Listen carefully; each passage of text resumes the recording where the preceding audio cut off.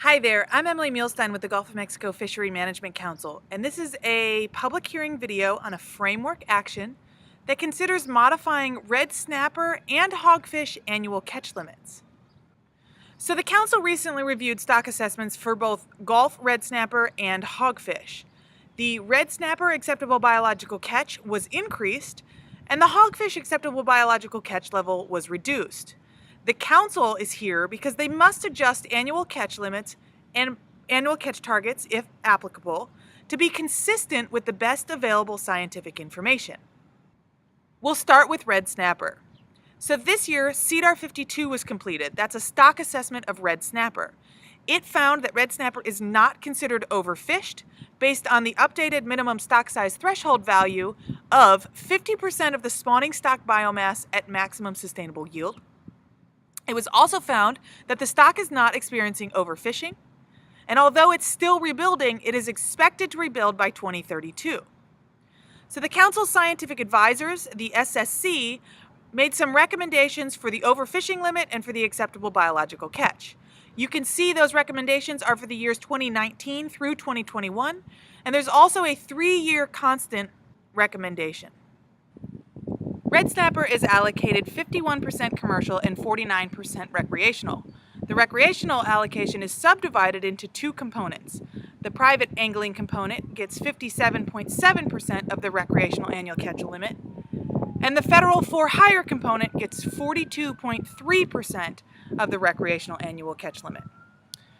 It's also important to note that the recreational red snapper annual catch targets are set 20% below their annual catch limits, and that the council is currently working on a document that adjusts that buffer.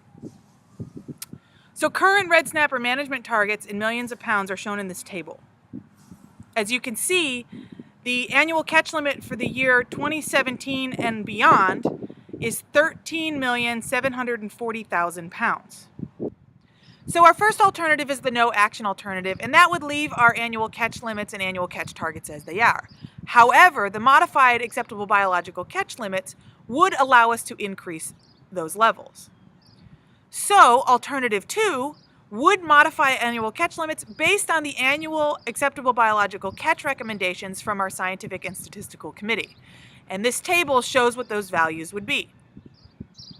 Our third alternative would modify catch limits based on the constant catch acceptable biological catch recommendations, which is an average of those 3 years.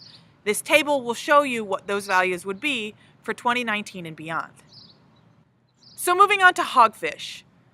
This year, CDAR 37, which is an update stock assessment for hogfish, was also completed. It showed that hogfish is not overfished based on the updated minimum stock size threshold value of 50% of the spawning stock biomass at maximum sustainable yield. And it also showed that hogfish is not experiencing overfishing. However, the Council's scientific advisors, the Scientific and Statistical Committee, did recommend that due to increased uncertainty in the assessment, that the ABC be set based on a yield at a fishing mortality level of 75% of the mortality at a 30% spawning potential ratio. So that does reduce our acceptable biological catch levels from what it currently is. This table will show you the newly recommended levels. So our first alternative is the no action alternative. This would leave things the way they are, but it would not align the catch limits with the best available scientific information. The second alternative would modify the catch limits based on the new recommendations from the Council's Scientific and Statistical Committee. And this table will show you what those recommendations are. So we'd like to hear your comments before taking final action on this amendment in August. You can submit your comments online by following this link, or you can simply email your comments to gulfcouncil@gulfcouncil.org. Thank you so much for taking the time to watch this video and send us your thoughts.